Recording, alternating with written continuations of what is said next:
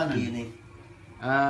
Pakcik, maaf saya nak temu sikit tadi sebelum tadi macam mana? Pakcik tak boleh nak angkat tangan Ya, tak boleh angkat tangan?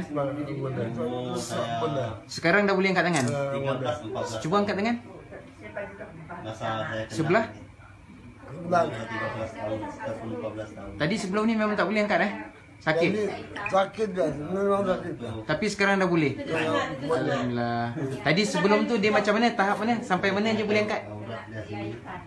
Tak boleh langsung? Memang tak boleh langsung?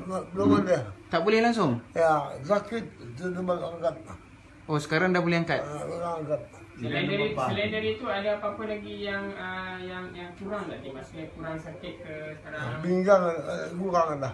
Pinggang dah kurang dah sakit? Memang sakit dah dua. Pinggang tu berapa lama sakit dah? Belum lama. Terlalu lama?